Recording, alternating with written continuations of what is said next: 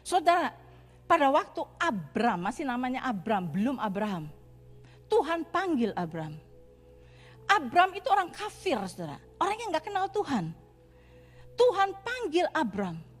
Abram, keluar dari negerimu. Dan pergilah ke negeri yang akan aku tunjukkan kepadamu. Tuhan hanya berkata, ke negeri yang aku akan tunjukkan. Negerinya namanya apa juga gak tahu, saudara. Tapi Abram mendengar itu suara Tuhan dan itu kehendak Tuhan. Langsung dia bangkit. Dia meninggalkan tempat tinggalnya. Dan dia berjalan ke arah yang Tuhan tunjukkan tanpa tahu kemana nanti. Itu adalah iman yang berbuat. Itu adalah iman yang dynamic. Pada saat Tuhan menyuruh Abraham sekarang, sudah punya anak Ishak. Tuhan berkata, persembahkan anakmu. Berarti dia harus bunuh anaknya di atas mezbah. Saudara, Abraham mendengar suara Tuhan, tahu itu kehendak Tuhan. Dia bangkit, dia bawa anaknya, anak satu-satunya yang dia tunggu selama 25 tahun baru lahir. Dia bawa anak itu ke atas Gunung Muria. Dia persembahkan anak itu, diikatnya Ishak dan dia mau bunuh Ishak. Karena di dalam pikiran Abraham, dia tahu bahwa Tuhan bisa menjadikan apa yang ada dari apa yang tidak ada. Sebab itu dia tahu, kalaupun anak ini mati, Tuhan bisa membangkitkan dia kembali. Itu yang ada di dalam diri Abraham. Sebab itu saudara, ini yang Tuhan hargai. Tuhan berkata seperti inilah. Iman yang seperti inilah, ini adalah iman yang dynamic saudara.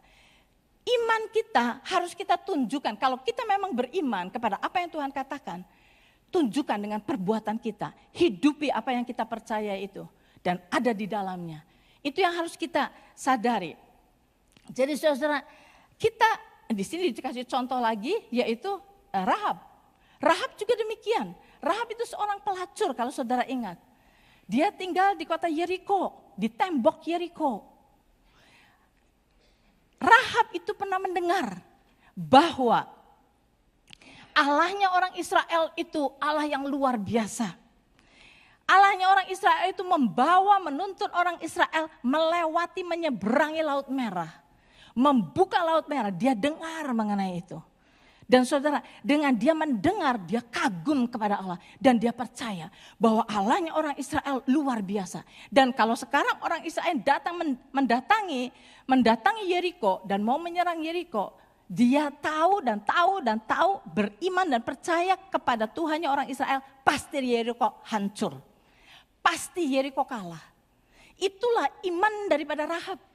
Karena Rahab cuma mendengar tentang Tuhan, saudara. Dia cuma mendengar tentang Tuhan. Tapi dia percaya dan dia bertindak. Sehingga pada saat pengintai itu datang, pengintai Israel itu datang, dia terima pengintai itu di rumahnya. Dia sembunyikan kedua pengintai itu di dalam rumahnya. Dia menyelamatkan kedua pengintai itu. Dan dia berkata, saudara perhatikan caranya Rahab berkata. Kalau saudara baca nanti di dalam perjanjian lama. Rahab tidak berkata, nanti apabila seumpama Tuhanmu itu memberikan kemenangan. Enggak, Rahab enggak berkata begitu. Rahab berkata begini. Pada saat engkau menyerang kota ini, dia berkata gini, pada saat Tuhan menyerahkan kota ini kepadamu, jangan lupa aku, jangan lupa keluargaku. Jadi dia sudah pasti, Tuhan pasti menang. Dan orang Israel pasti menang, Yeriko pasti hancur, sudah suatu kepastian di dalam dia. Iman Rahab itu luar biasa.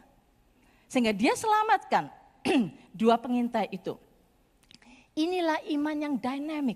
Kalau kita benar percaya, tunjukkan di dalam perbuatan kita.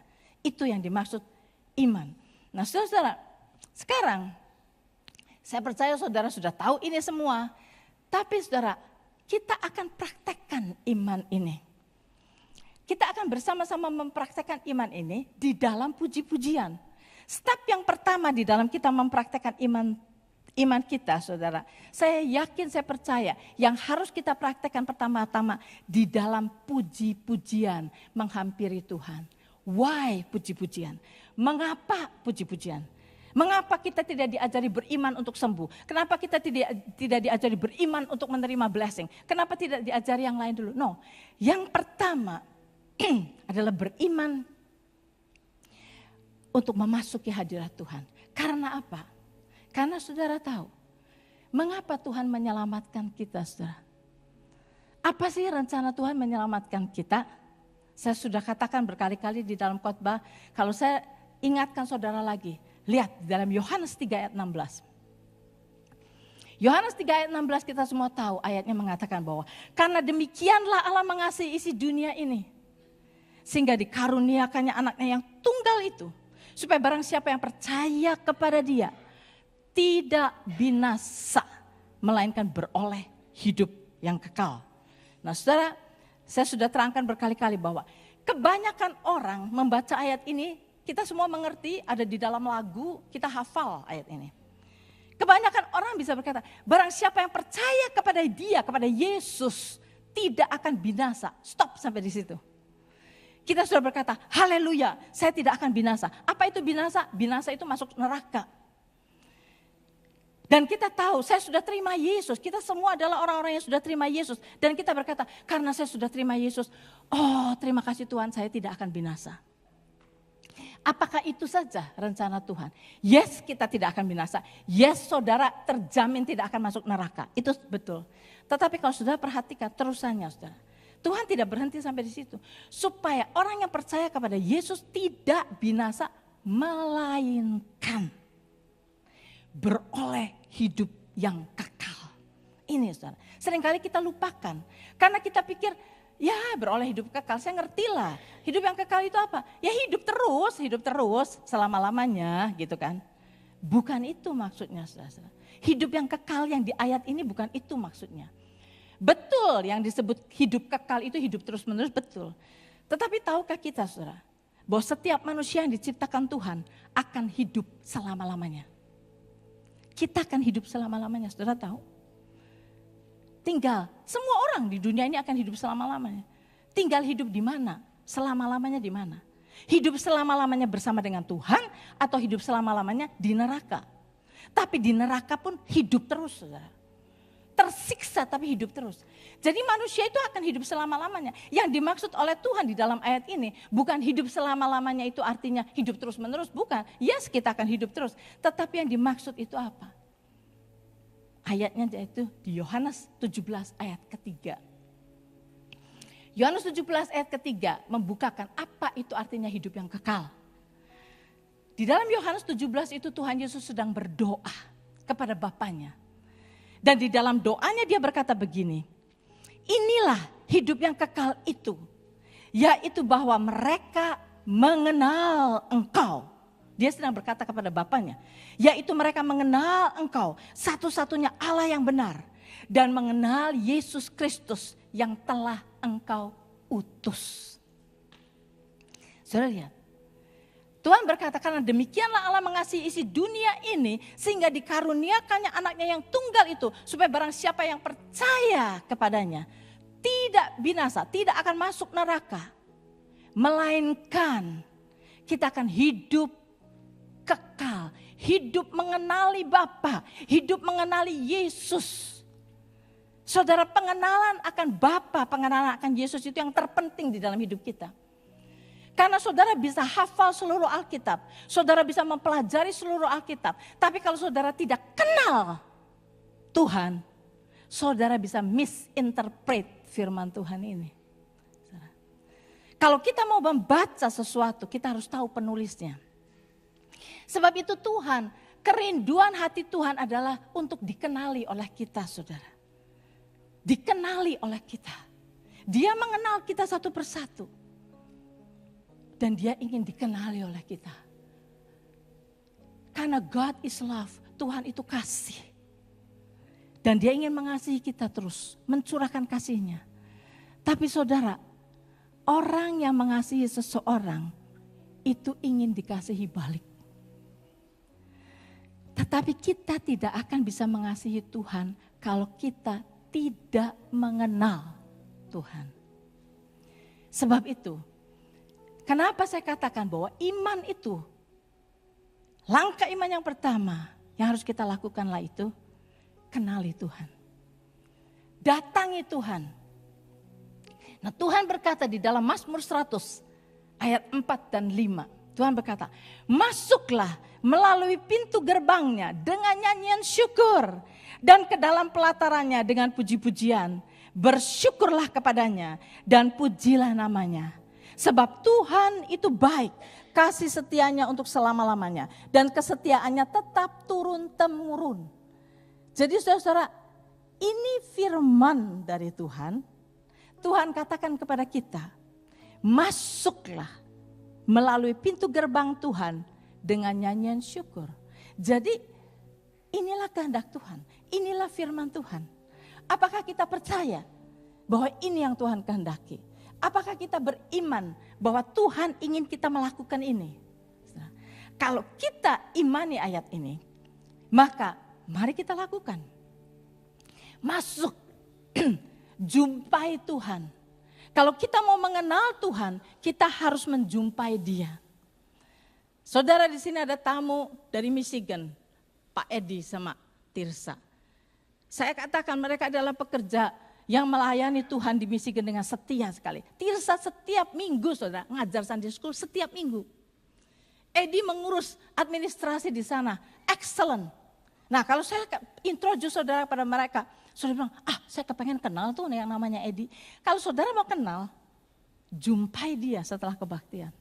Jumpai dia, ngobrol dengan dia.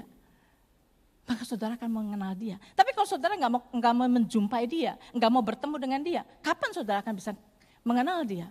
Demikian juga dengan Tuhan. Kita mau mengenal Tuhan, saudara jumpai Tuhan. Datang ke hadiratnya. Datang ke hadiratnya, jumpai Tuhan. Hari ini saudara, kita akan belajar mempraktekkan untuk berjumpa dengan Tuhan. Masuk melalui pintu gerbangnya dengan ucapan syukur, dengan nyanyi-nyanyian, dengan hati yang bersuka cita. Nanti minggu depan kita akan belajar lebih dalam lagi untuk berbicara kepada the King of Kings and the Lord of Lords. Nah sekarang saudara, kita akan masuk ke dalam hadirat Tuhan. Saya minta pemimpin pujian untuk memimpin kita semua, usher kita to the presence of God, kepada masuk di pintu gerbang Tuhan. Dan saudara, supaya sekarang dari mulai hari ini saudara, kalau saudara datang kebaktian, jangan telat. Mengapa? Karena kita akan dibawa masuk ke dalam pintu gerbang Tuhan, menjumpai Tuhan. Dan saudara bukan disuruh nyanyi, bukan. Saudara akan bilang, saya nggak bisa nyanyi, don't worry, nggak usah nyanyi. Kalau mereka nyanyi misalnya, mereka datang ke hadirat Tuhan dengan hati yang penuh sukacita. Saudara bilang, saya nggak bisa, satu falas, makanya saya nggak suka nyanyi. Saudara, nggak usah nyanyi. Saudara bilang, yes Tuhan, saya datang ke hadirat-Mu dengan sukacita Tuhan. Saya mau menemui Engkau Tuhan. Ngomong gitu saudara, nggak usah nyanyi saudara. Yang penting hati kita, nanti kita belajar mengenai hati. Tetapi sekarang, saya minta pimpinan pujian, usher kita, come to the presence of God. Yang harus saudara lakukan adalah forget tentang sekeliling saudara. Lupakan orang di sekeliling saudara. Lupakan, jangan ada pikiran, aduh tadi stove sudah dimatiin belum ya? Saya lagi godok jagung itu sudah gosong enggak ya? Jangan, don't worry, Tuhan akan take care itu semua. Nah saudara, mari kita fokuskan pikiran kita kepada Tuhan. Mari kita lihat kita sedang memasuki pintu gerbang Tuhan. Dan pemimpin pujian akan menerangkan, akan berbicara, saya berikan kepada mereka izin untuk whatever mereka akan lakukan. Dan nanti saya akan naik lagi.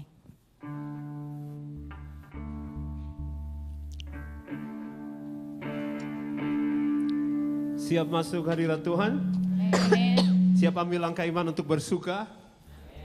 Kadang-kadang namanya taat pada iman, pada perkataan Tuhan untuk masuk hadiratnya dengan bersuka. Kadang-kadang saya tidak punya alasan untuk bersuka. Apa yang saya bisa pakai untuk saya bersuka? Kadang-kadang kita cari alasan nggak ada, karena memang itu, makanya itu menjadi satu perintah. Apa? Datang dengan bersuka. Bagaimana kalau kita sepakat bersuka karena kita menyembah Allah yang bisa membelah laut di depan mata orang Israel. Berapa kali kita lihat dalam sehari-hari, apakah itu kejadian sehari-hari, kita lihat laut terbelah di depan kita. Kalau saya orang Israel, hanya dengan lihat itu, maka sampai mati pun tidak akan meninggalkan Tuhan Yesus. Saya tahu bahwa saya menyembah Allah yang hidup. Jadi kalau dia bilang bersuka, walaupun saya sedih, ya bersuka. Saya taat aja. Jadi siapa yang mau masuk hadirat Tuhan bersuka? Mari kita berdiri. Mari kita beri tepuk tangan, sukacita bagi Tuhan. Engkau baik, Engkau ajaib. Yes.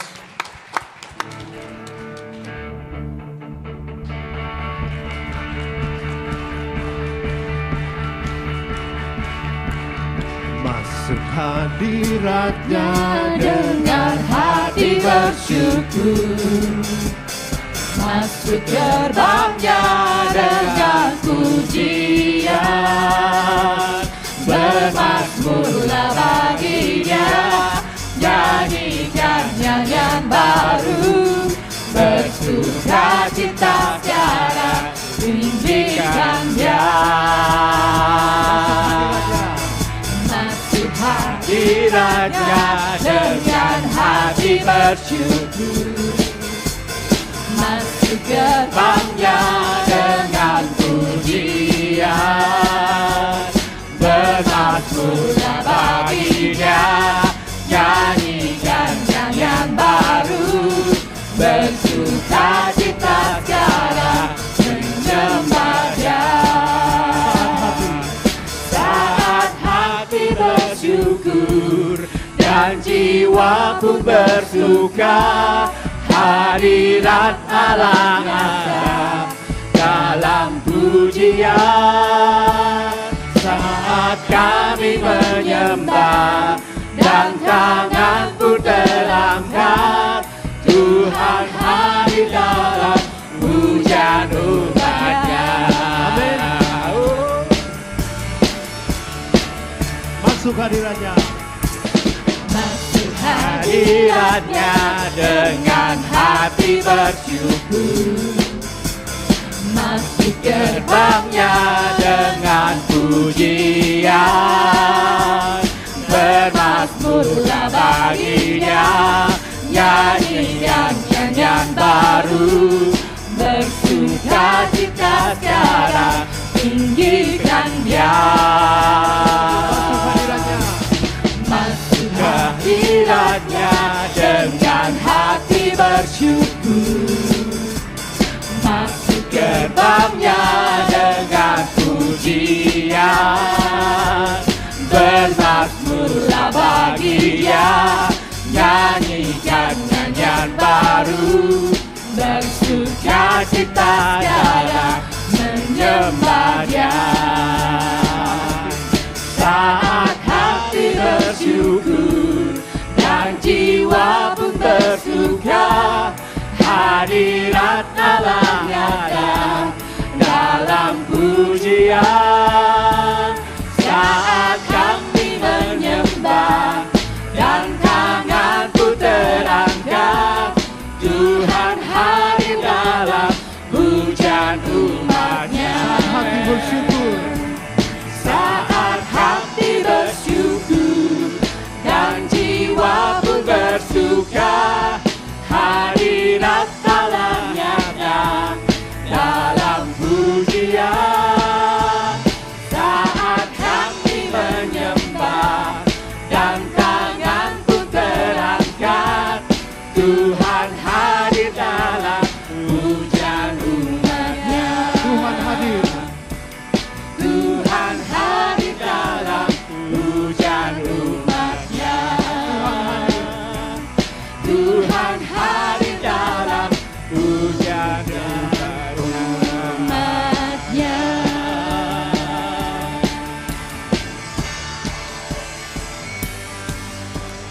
Hari ini harinya Tuhan, mari kita bersukaria. Hari ini harinya Tuhan, mari kita bersukaria. Hari ini harinya Tuhan, mari kita bersukaria. Hari ini harinya Tuhan, Mari kita bersukaria, bersuka di dalam Tuhan, bersuka di dalam Tuhan. Rayakan kemuliaan Tuhan, mari kita bersukaria. Hari ini harinya Tuhan, mari kita bersukaria, bersuka di dalam Tuhan, bersuka di dalam Tuhan. Layakan kehadiran Tuhan, Dia yang layak dipuji. Rayakan kehadiran Tuhan, Dia yang layak dipuji. Rayakan kehadiran Tuhan, Dia yang layak dipuji. Rayakan kehadiran Tuhan, Dia yang layak dipuji. Bersuka di dalam Tuhan, bersuka di dalam Tuhan. Hari ini harinya Tuhan, mari kita bersukaria. Hari ini harinya Tuhan, mari kita bersukaria, bersuka di dalam Tuhan, bersuka di dalam Tuhan. Shout it, bersuka, bersuka di dalam Tuhan, bersuka di dalam Tuhan. Praises rising, hearts are turning to you. We turn to you. Hope is stirring, hearts are yearning for you. We long for you. When we see you, we find strength to face the day. In your presence, all our fears are washed away, washed away. Hosanna, Hosanna, you are the God who saved us, worthy of all our praises. Hosanna, Hosanna, come have your way among us. We welcome you here, Lord Jesus. Praises rising, hearts are yearning to you. We turn to you. Hope is stirring. Hope is stirring. Hearts are yearning for you. We long for you. When we see you, we find strength to face the day. In your presence, all our fears are washed away, washed away. Hosanna, Hosanna, you are the God who saved us, worthy of all our praises. Hosanna, Hosanna, come have your way among us. We welcome you here, Lord Jesus. Second verse. Hear the sound of hearts returning to you. Say it with your heart. turn to you. In your kingdom, broken lives are made new. We make us new. And when we see you, we find strength to face the day. In your presence, all our fears are washed away, washed away. Hosanna, Hosanna, you are the God who saves us, worthy of all our praises. Hosanna, Hosanna, come have your way among us. We welcome you here, Lord Jesus. Come have the way among us. We welcome you here, Lord Jesus. Come the way among us. We welcome you here, Lord Jesus.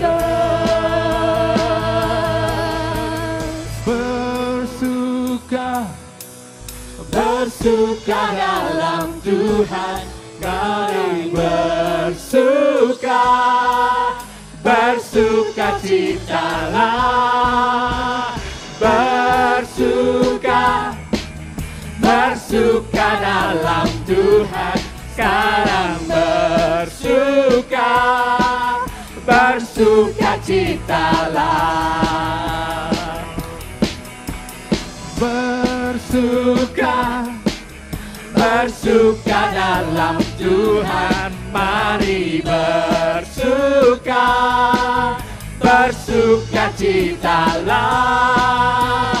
Bersuka, bersuka dalam Tuhan. Sekarang bersuka, bersukacitalah. Sekarang bersuka, bersukacitalah.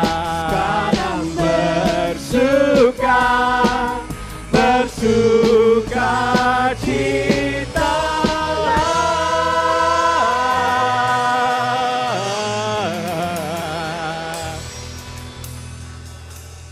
Silakan duduk, saudara. Saya merasakan perbedaan. Amin. Ya, saudara, firman Tuhan itu memberikan kuasa kepada kita. Jadi kalau kita percaya kepada firman Tuhan dan kita mempunyai keputusan untuk mau melakukannya, saudara, saudara akan mengalami sesuatu ikut campur tangan Tuhan di dalam hidup kita. Nah, saudara, nanti pada minggu depan lagi kita akan belajar lebih dalam lagi.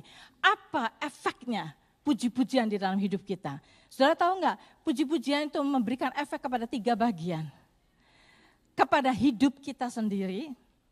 Kalau kita mengetahui bagaimana caranya memuji Tuhan, kita akan bisa ada di dalam posisi untuk mendengarkan Tuhan. Saudara seringkali ada di dalam problem. Saudara mau berdoa, saudara berdoa, pikiran putek rasanya nggak bisa dengar. Tuhan maunya apa sih? Tuhan maunya apa ya? Kenapa begini? Kenapa begini? You know why? Saudara?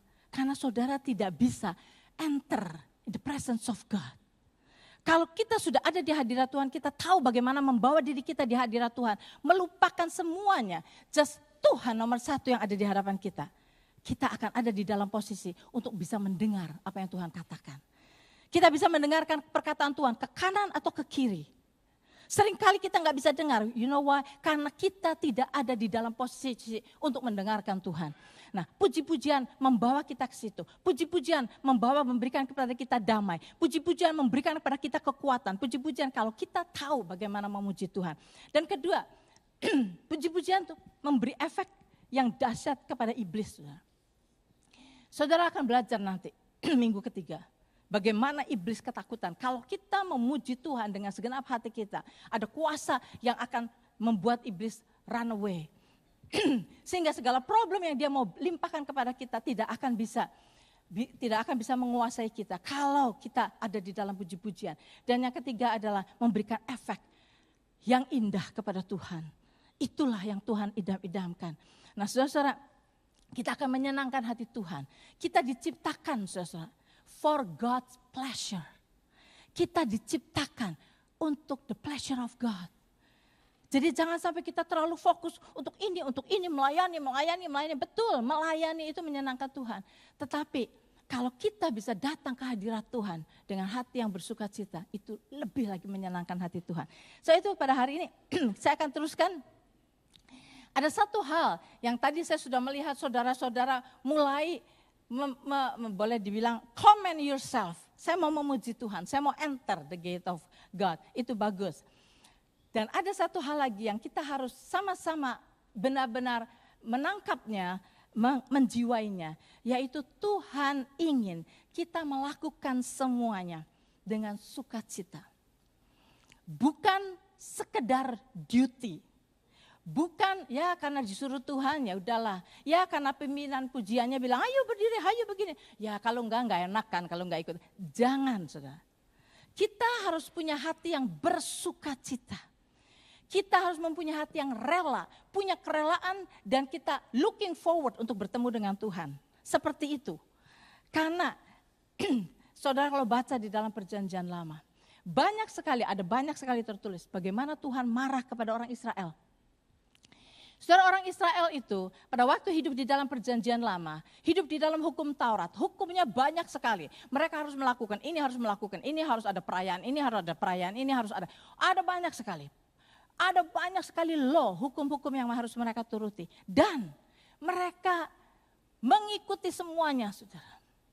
Kalau mereka harus bawa domba yang harus disembelih, mereka harus bawa kambing, mereka lakukan, semuanya mereka lakukan. Karena takut.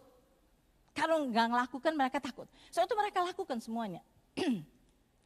Tetapi saudara tahu, mereka hanya sekedar melakukan. Ada firman, gak tahu di Yesaya atau Yeremia, saya rasanya di Yesaya. Tuhan berkata bahwa engkau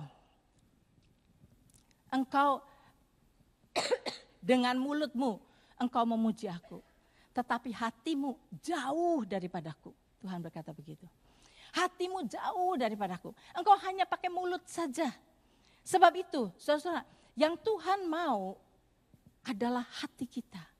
Tuhan ingin melihat hati kita. Di mana itu hati kita? Apakah kita sungguh-sungguh memberikan seluruhnya kepada Tuhan atau tidak? Dan saya akan bacakan kemarahan Tuhan kepada orang Israel dari Ulangan. Ulangan pasal yang ke-28. Dari ayat 45 sampai dengan ayat yang ke-48, saudara. Ini kemarahan Tuhan kepada orang Israel. Saudara tahu di dalam Ulangan pasal 28 itu mengenai kutuk. Dikatakan ayat 45. Segala kutuk ini akan datang ke atasmu, memburu engkau dan mencapai engkau, sampai engkau punah. Karena engkau tidak mendengarkan suara Tuhan Allahmu dan tidak berpegang pada perintah dan ketetapan yang diperintahkannya kepadamu, semuanya itu akan menjadi tanda dan mujizat di antaramu, di antara keturunanmu untuk selama-lamanya. Karena engkau tidak mau menjadi hamba kepada Tuhan Allahmu dengan sukacita dan gembira hati. Walaupun kelimpahan akan segala-galanya. Maka dengan menanggung lapar dan haus, dengan telanjang dan kekurangan akan segala-galanya, engkau akan menjadi hamba kepada musuh yang akan disuruh Tuhan melawan engkau. Ia akan membebankan kuk besi ke atas tengkukmu sampai engkau dipunahkannya. Ini adalah kemarahan Tuhan kepada orang Israel, bukan kepada kita, saudara. Kepada orang Israel.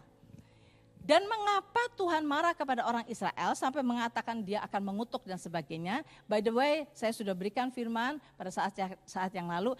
Pada saat kita melihat kutuk-kutuk, saudara, kutuk itu hanya di dalam perjanjian lama. Kita hidup di dalam perjanjian baru, tidak ada lagi kutuk kepada kita.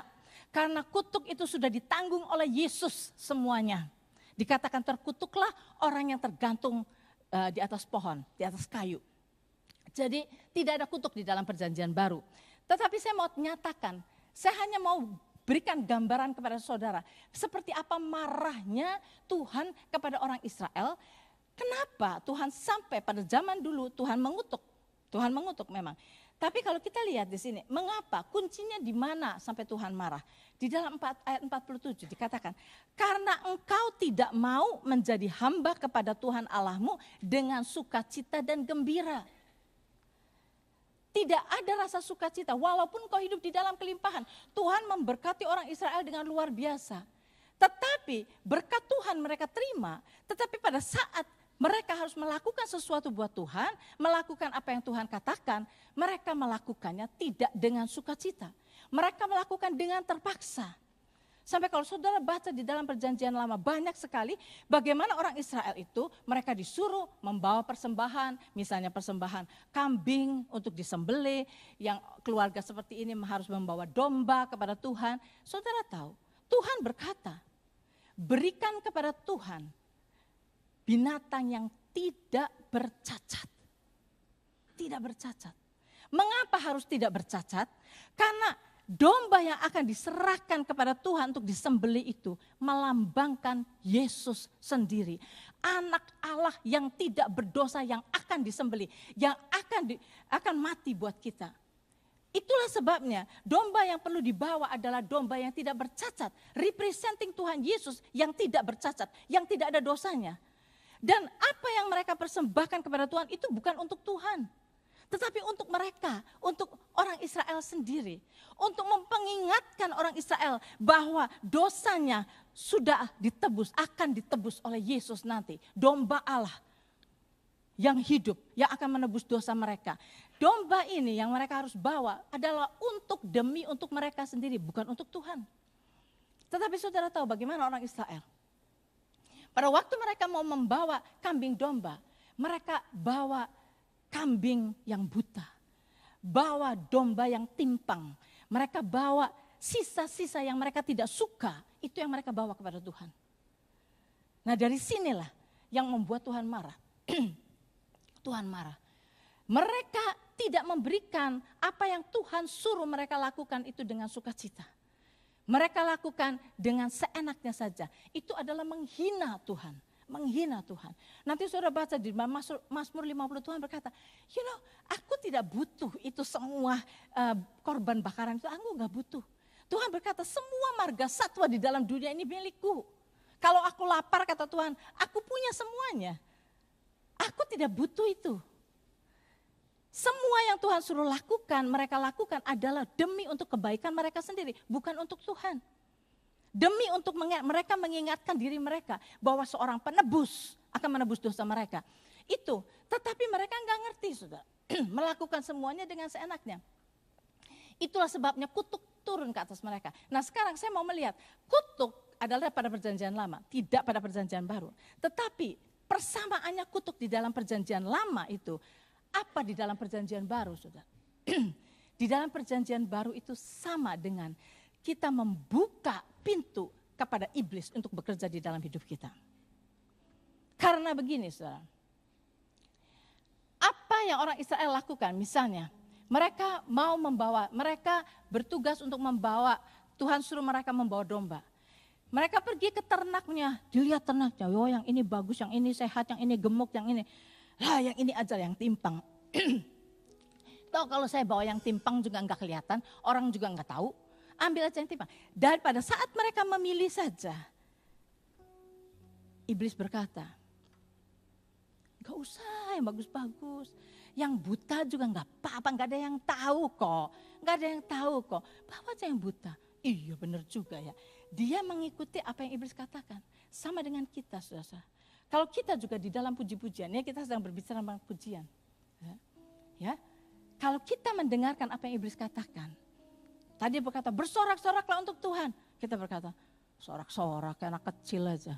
Saya kan bukan orang yang gitu, saya punya dignity. Saya seorang yang punya dignity. Saya tidak akan bersorak-sorak.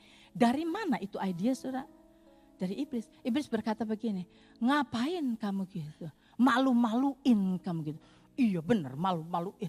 Nah kita lebih condong mendengarkan apa yang iblis katakan. Di dalam perjanjian lama Tuhan berkata kamu tidak melakukan ini terkutuk.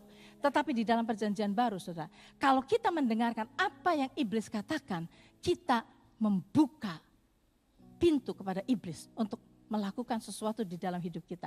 Dan apa sih yang iblis lakukan? Iblis melakukan mencuri, membunuh, dan membinasakan. Nah, dari sini kita melihat Tuhan berkata,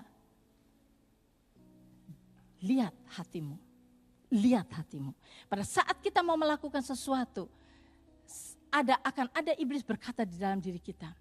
Mazmur 98 ayat 4 dan 5 dikatakan, bersorak-soraklah bagi Tuhan hai seluruh bumi, bergembiralah, bersorak-sorailah dan bermasmurlah. Bermasmurlah bagi Tuhan dengan kecapi dan lagu nyaring. Mazmur 100 ayat 1, bersorak-soraklah bagi Tuhan hai seluruh bumi, beribadahlah kepada Tuhan dengan sukacita, datanglah ke hadapannya dengan sorak-sorai. Itu perintah Tuhan. Dengan sorak, Tuhan itu senang, gak tahu kenapa saudara. Saudara tahu gak kenapa Tuhan senang kalau anak-anaknya bersorak-sorai? Saudara kenapa? Saya pikirin saudara, pada waktu saya mau bikin khotbah ini juga saya pikirin, Tuhan senang ya sama sorak-sorai, kenapa sih senang sorak-sorai? Saudara tahu? Pada hari Minggu yang lalu kalau gak salah, ada meeting di rumah saya, elder deacon board semua. Pada waktu itu, Didik, Michael dan ketiga anak sedang pergi ke Ohio. Pada waktu semua sudah pulang dari rumah saya, masih ada Somi, saya ingat masih ada Somi di situ. Kita masih ngobrol sama Somi di ruangan belakang. Tahu-tahu mereka pulang, Didik, Michael dan anak-anak pulang. Begitu sampai saya nggak tahu, nggak kelihatan. Tahu-tahu Joel masuk pintu. Begitu masuk pintu, dia lari ke saya. Grandma! Dia lari ke saya. Langsung dia peluk saya. I miss you Grandma, I miss you.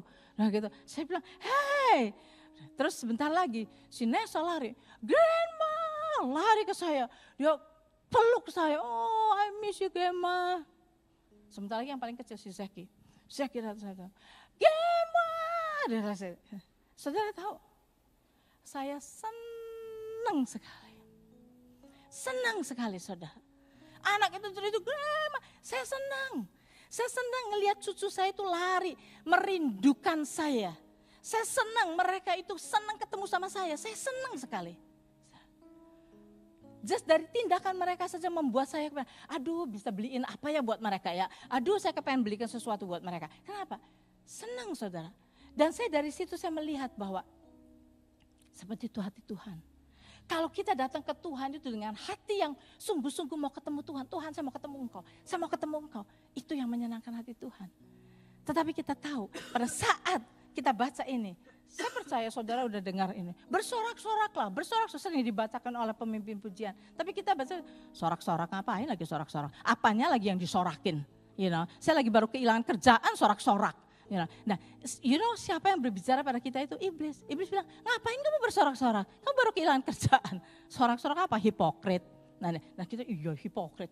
Sorak-sorak ya hipokrit. Nah gak mau.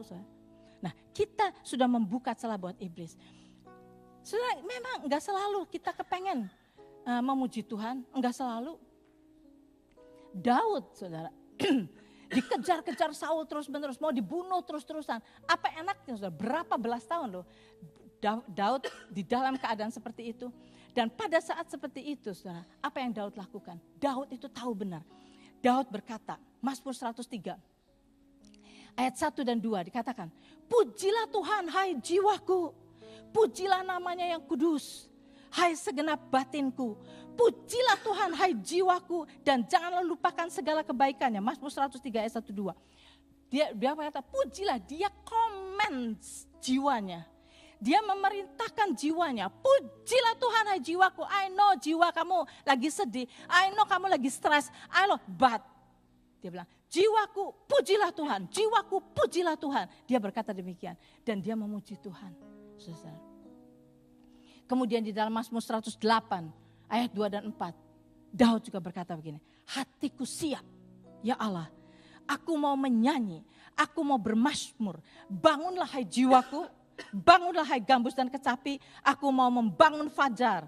Membangunkan fajar. Aku mau bersyukur kepadamu di antara bangsa-bangsa ya Tuhan. Itulah Daud saudara. Itulah sebabnya Daud disebut a man after God's own heart. Hanya dua di Alkitab. Orang yang dikatakan after God's own heart. Yesus dan Daud. Yesus anak Allah, Daud manusia biasa. Mengapa saudara?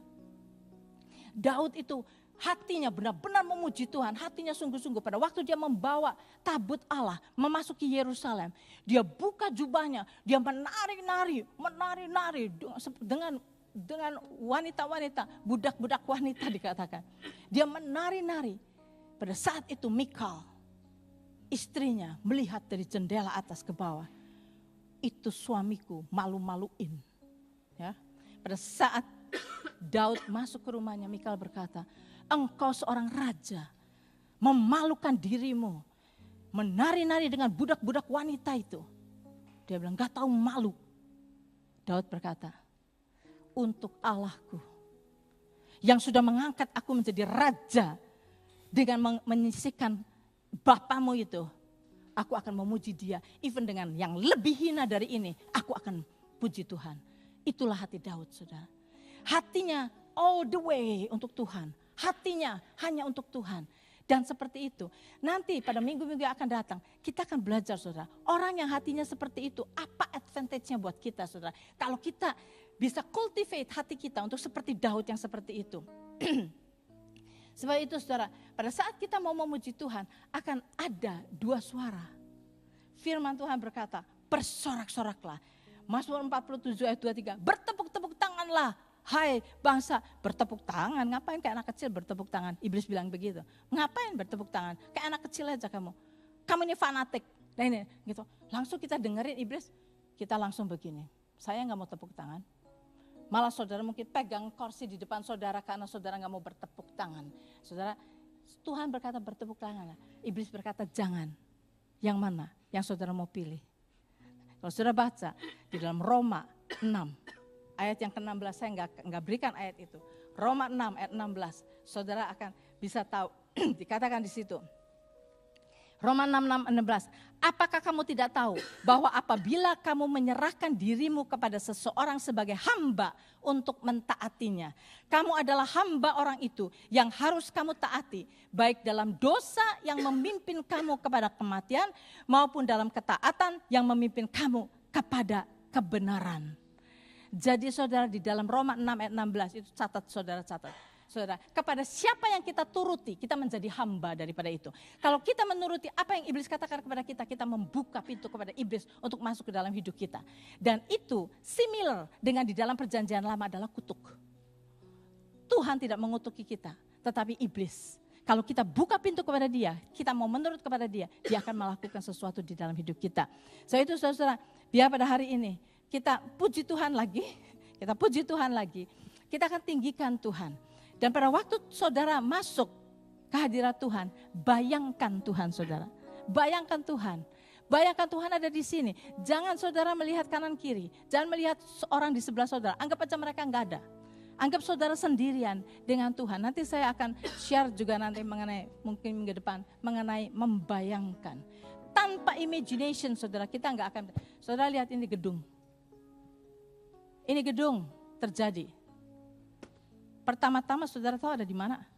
Di imagination daripada Bapak kita, David Suyitno, yang menjadi arsitek daripada gedung ini. Ada di imagination dia dahulu. Setelah ada di dalam imagination dia, mau dibentuk seperti apa dan semuanya, dia gambar. Setelah dia gambar, dia tunjukkan kepada yang akan membangunnya. Dan ini menjadi kenyataan. Startingnya in his imagination. Saudara, demikian juga. Kalau kita mau menjumpai Tuhan, start from our imagination. Datangi Tuhan, temui Tuhan, lihat dia. Walaupun gak bisa kelihatan dengan mata kita. Makanya kalau kita tutup mata, kita lebih bisa melihat Tuhan. Mari kita teruskan dengan puji-pujian, dan kita akan tutup dengan puji-pujian ini. Hati saudara, ingatkan.